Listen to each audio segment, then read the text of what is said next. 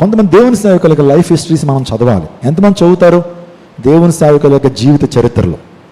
నేను యవన కాలంలో ఉన్నప్పుడు యంగ్ హోలీ టీమ్ అనేటువంటి ఆ యొక్క గొప్ప మూమెంట్ అండి, యూత్ మూమెంట్ రాజమండ్రిలో ప్రారంభించబడింది. నా సహోదరుడు జాన్ వెస్లీ గారు, నేను, మా అక్క, మరికొంతమంది యవనస్తులు కొంతమంది చేరి అందరూ ప్రార్థన చేసుకున్నప్పుడు దేవుడు మాకు ఇచ్చినటువంటి తలంపు ఒక యూత్లో ఒక మూమెంట్ తీసుకురావాలి. క్రిస్టియానిటీలో కూడా యవనస్తుల మధ్య ఒక మూమెంట్ రావాలి అని దేవుని సేవకులుగా దేవుడి ఇచ్చిన తలంపును బట్టి యంగ్ హోలీ టీమ్ YHT అనేటువంటిది ప్రారంభించడం జరిగింది.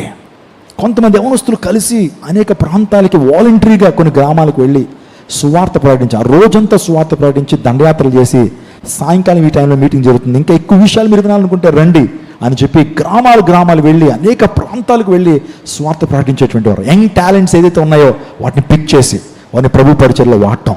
నిజంగా కొన్ని వేల మంది రోజున ప్రపంచవ్యాప్తంగా యంగ్ హోలీ టీం ద్వారా దీవెన పొందిన వారు ఈ రోజున ప్రపంచవ్యాప్తంగా ఉన్న రోజున ఉన్నతమైన స్థానం. నేను చెప్తున్నాను, అతిశయోక్తి కాదు.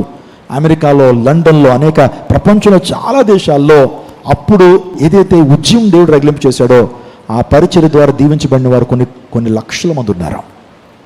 ఆ గొప్ప రివైవల్ వచ్చింది. ఆ టైంలో ఎక్కువగా మేము ఈ యొక్క జీవిత చరిత్రలు ఎక్కువగా చదువుతున్నటువంటి వారం. ఒక వ్యక్తి యొక్క జీవిత చరిత్ర ఎంతగానో ఆకర్షిస్తుంది. ఆ వ్యక్తి పేరే బెన్సన్ ఎడహౌసా. ఎముకల్లో అగ్ని, fire in his bones. Benson Idahosa యొక్క జీవిత చరిత్ర చెప్తున్నాను క్లుప్తంగా. వాస్తవానికి అతడు పుట్టినప్పుడు చాలా బలహీనంగా పుట్టాడు, ప్రీమెచ్యూర్డ్ బేబీ. ఇంకా లోపల అవయవాలన్నీ కూడా బయట కనబడుతున్నాయి శరీరంలోంచి. అలాంటి టైంలో తండ్రి వాస్తవానికి త్రాగుబోతూ, ఆ తల్లి మాత్రం యోగ్యురాలు. ఆ తండ్రి ఆ బిడ్డను చూసి వీడిని బయట ఇసిరే అన్నాడు. ఏమన్నాడు? వీడిని బయట ఇసిరే, వీళ్ళలో జీవం లేదు, వాడు బతికినా సరే మనల్ని ఇబ్బందికరంగా మారతాడు, నేను సంపాదించిన డబ్బంతా కూడా వాడు మెడికేషన్కే అవుతుంది, కాబట్టి నువ్వు వెంటనే ఈ జీవం లేనిటువంటి వ్యక్తిని తీసుకెళ్ళి చెత్త కుప్పల మీద పడే. తల్లి ఎంతగానో కన్విన్స్ చేసింది, ఏమండి మనకు పుట్టినోడే కదా, ఎందుకు అలా చేయగలుగుతాను నేను, లేదు నేను కావాలా వాడు కావాలా అని చివరికి చాలా మొండితనంతో ఆ వ్యక్తి బిహేవ్ చేసినప్పుడు పాప ఆ తల్లి ఏం చేయలేక ఆ చిన్న కుమారుని ఒక చిన్న క్లాత్లో చుట్టేసి చెత్త కుండి దగ్గర పెట్టేస్తుంది. ఆ టైంలో వర్షం ప్రారంభించబడుతుంది. ఆ వర్షపు చినుకులకి వాడు కుయ్యమని అంటూ ఉంటాడు. ఏమంటాడు? వాడు వర్షపు చినుకులు పెట్టేవాడికి ఏడవడం ప్రారంభిస్తాడు. వెంటనే తల్లి హృదయం ఆగలేకపోయింది, పరుగును వెళ్ళిపోయింది. ఆ బిడ్డను తెచ్చేసుకుని నా భర్త ఏమన్నా పర్వాలేదు, మా అమ్మగారింటికి వెళ్ళిపోయినా సరే వీడిని పెంచుతాననుకుంది. భర్తను విడిచిపెట్టేసి అడవుల వెంట వెళ్ళిపోయి వాళ్ళ అమ్మగారింటికి వెళ్ళిపోయి అక్కడ పెంచుతుంది బెన్సన్ ఎడహౌసాని. చాలా బలహీనుడు, ప్రతి ఏ తిన్న వాంతి అయిపోయేది, ఏ తిన్న విరోచనం అయిపోయేది.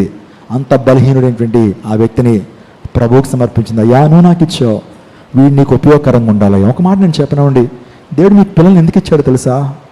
దేవుడు మీకు పిల్లల్ని ఎందుకు ఇస్తాడో తెలుసా? అసలు పెళ్ళిళ్ళు ఎందుకు చేసుకోవాలో తెలుసా? మీ ద్వారా పుట్టినటువంటి బిడ్డలు దేవుని సేవ చేయాలి. స్తోత్రం చెప్పండి. బిడ్డలను దేవుడు ఎందుకు ఇస్తాడో తెలుసా? మీ బిడ్డలు ఎవరు సేవ చేయాలి? సాతాను గారి సేవ కాదు, దేవుని సేవకులుగా మారాలా. ఒకవేళ వారు ఉద్యోగస్తులుగా ఉన్నట్లయితే వారు వెళుతున్న సంఘాలకు ఉపయోగకరంగా ఉండాలి. దైవ సేవకుడికి ఒక కుడిభుజంగా ఉండాలి మీ బిడ్డలు. లేకపోతే దైవుని సేవలో చాలా నిర్విరామంగా పనిచేసేటువంటి ఆ గొప్ప కృపలోకి రావాలి. అందుని బట్టే మ్యారేజెస్ అనే ఒక పర్పస్. అది దేవుడు వివాహాలు జరిగిస్తున్నాడంటే వివాహాలు చేసేసుకోవడం సంబరం కాదు, కానీ ఒక వివాహం తర్వాత దేవుడిని ప్రేమించి బిడ్డలు ఇస్తే ఆ బిడ్డలు దేవుని పరిచర్య చేయాలి. దేవుని సేవకులుగా, దేవుని ఇవాంజలిస్టులుగా దేవుని పరిచర్య చేసి దేవుని యొక్క స్వార్థ పనిలో వారు పనిముట్లుగా వాడబడ్డం కొరకు దేవుడు నీకు వివాహాన్ని చేస్తున్నాడు. అంతేగాని సుఖించడానికి లేకపోతే శారీరక అవసరాలు తీర్చుకోవడం కోసం కాదు. నీ బిడ్డలు దేవుని సేవ చేయాలి. స్తోత్రం చెప్పడం హల్లెలూయా. ఇది వివాహం యొక్క మెయిన్ పర్పస్. అర్థమవుతుందా మీకు? ఎవరైనా వివాహాలు చేసుకోవాలనుకుంటే గుర్తుపెట్టుకోండి, మీ బిడ్డల్ని ఎలా మార్చాలా? దేవుని సేవకులుగా, దేవుని పరిచారకులుగా, దేవుని కోసం దేవునికి మహిమ తీసుకొచ్చే బిడ్డలుగా మీ బిడ్డలు మారాలి.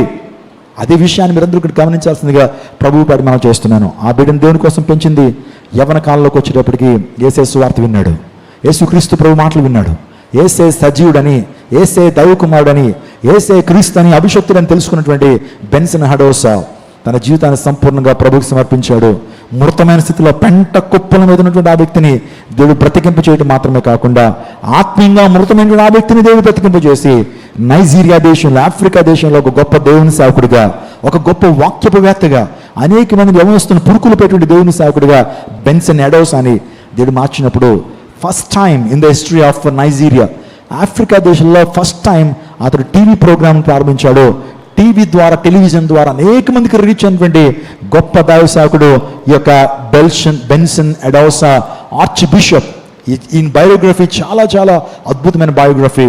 ఈయన గ్రంథాన్ని చదువుతున్నప్పుడు, ఈయన యొక్క జీవిత చరిత్రప్పుడు మనకి రోమాలు నెక్కపరుచుకుంటాయి. అంత ఇన్స్పైరింగ్ టెస్ట్ మన ఇన్స్పైరింగ్ లైఫ్ ఇతంది. ఒకప్పుడు పెంట కుప్ప మీద పడవేటువంటి వాడు. ఇంకొక 5 నిమిషాల్లో గనక ఏడవకపోతే ఆ తల్లి కూడా అక్కడే విడిచిపెట్టేసి ఆ రాత్రికి వర్షానికి తడిచిపోయి అక్కడే చచ్చిపోయేవాడు. కానీ ఆ పెంట కుప్ప నుంచి దీనుని పైకి లేవనెత్తును అనే వాగ్దానాన్ని దేవుడు బెన్ హౌస్ ఆ జీవితంలో దేవుడు నెరవేర్చాడు. నీ స్థితిని మార్చడానికి యేసుప్రభువు సజీవుడు. హల్లెలూయా. నీ ప్రార్థనని వినటానికి ఆయన సజీవుడు. నీ స్థితిని మార్చగలడు, నీ కథను మార్చగలడు. ఒకవేళ నీ జీవితంలో మానసిక సంఘర్షణ నీలో ఉందా, ఆర్థికపరమైన ఇబ్బందులు ఉన్నాయా, ఒక్కదాని మీద కూర్చుని ఏడుస్తున్నావా, ఎందుకు నా జీవితంలో అయిపోయిందని, నా భవిష్యత్తు ఏంటి ఇలా మారిపోతుంది అనేటువంటి బాధలో ఉన్నావా, ఇంకా నా జీవితంలో దేవుడు ఇంకా ద్వారాలు తెరవట్లేదు ఏంటి, నా జీవితం అద్భుతం జరగట్లేదు ఏంటి, నా జీవితం ఇంత డ్రై అయిపోయింది, ఎందుకు నా జీవితంలో కన్నీరు, ఎందుకు నా జీవితంలో నిట్టూర్పు, ఎందుకు ఈ మానసిక సంఘర్షణ, డిప్రెషన్లోకి వెళ్ళిపోతున్న పరిస్థితిలో ఒకవేళ ఉన్నావా, ప్రభు సజీవుడు కాబట్టి ఆయన నీ ప్రార్థనకు జవాబునివ్వగలడు. హల్లెలూయా. ప్రార్థన ఆలకించువాడా, సర్వ శరీరుల నీ వద్దకు వచ్చేదరు. నీ ప్రార్థన దేవుడు వింటున్నాడా, వింటలేదా? ఆయన మృతుడైతే, డెడ్ బాడీ అయితే వినడు.